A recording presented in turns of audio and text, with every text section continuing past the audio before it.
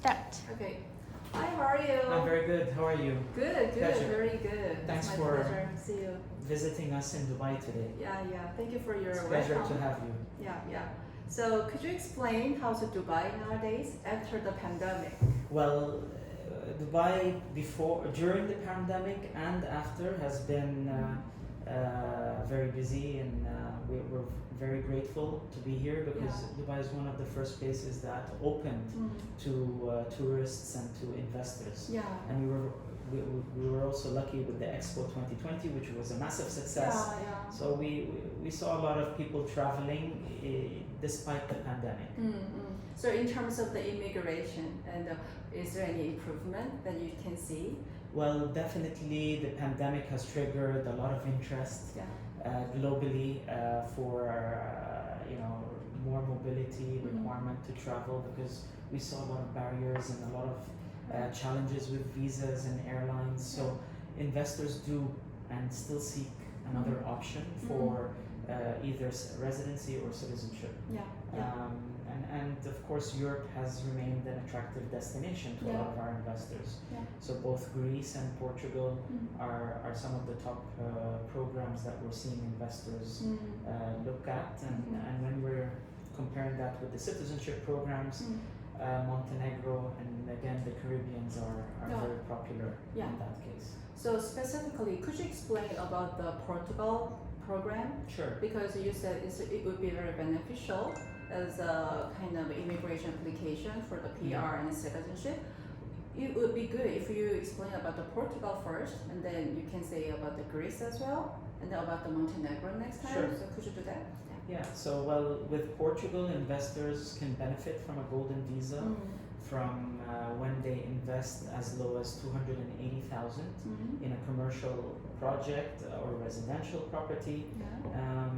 From the start of the year, as you know, Portugal made some legislation changes that now waives the golden visa for Lisbon and Porto, as well as other coastal cities. So investors who want to take advantage of it can purchase property for 280 or at least 280, and if they invest in a historical project which is being renovated, the minimum requirement is 350. We're also very investors are very fortunate that the agency is now taking applications, so they can expect anywhere from 9 months to 12 months to obtain a golden visa after they make their investment. Again, it's Portugal's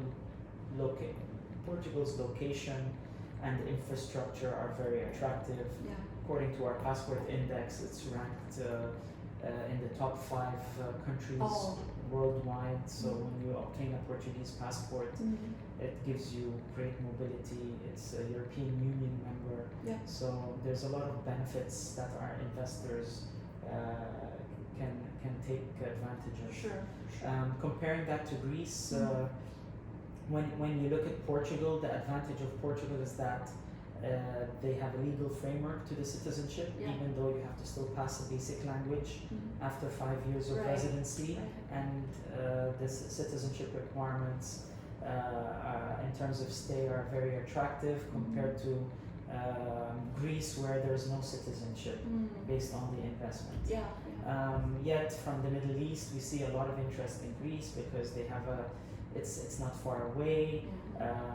The culture, tradition, the food is very similar to that of the Middle East.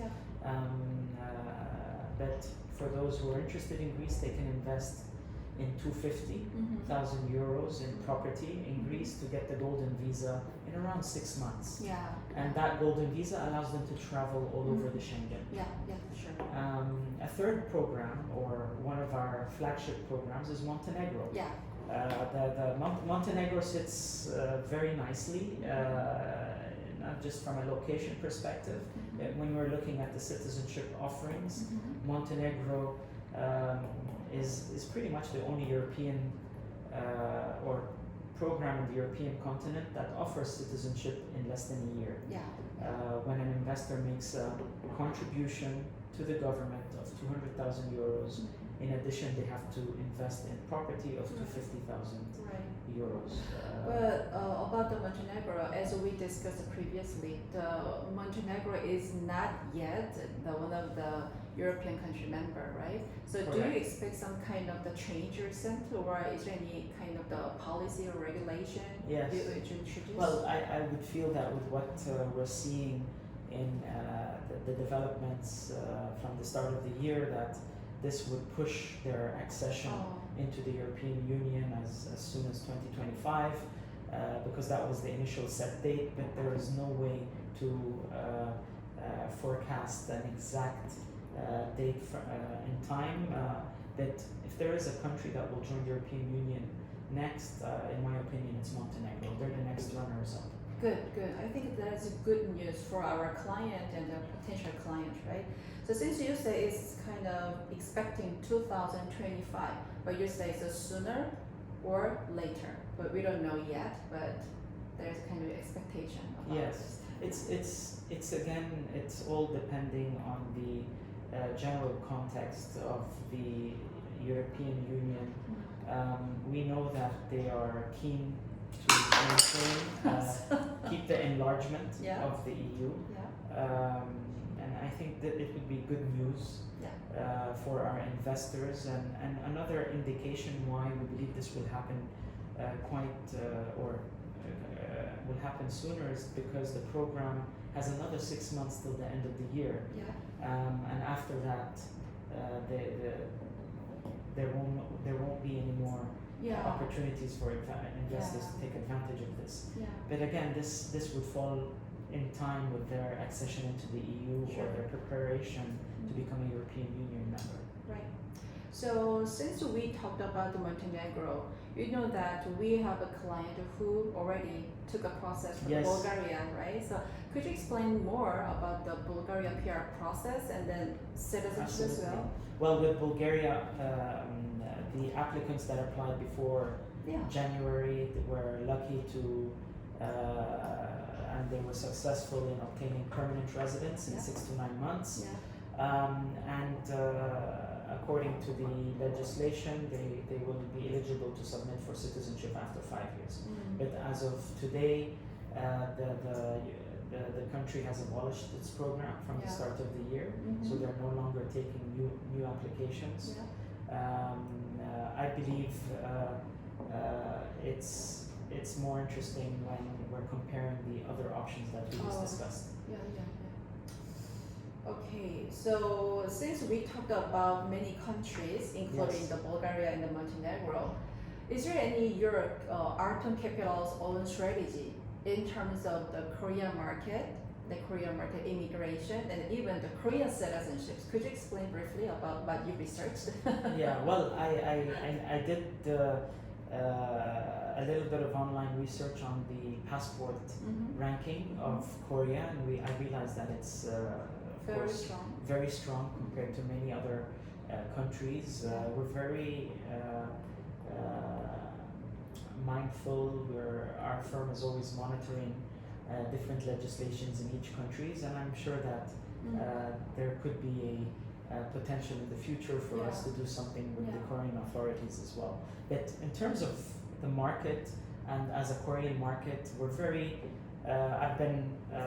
we've been partners of Hanman for already a couple of years, even just before the pandemic. And we're very excited about what the future holds. We know that there is a big interest, and we're keen to grow the market together.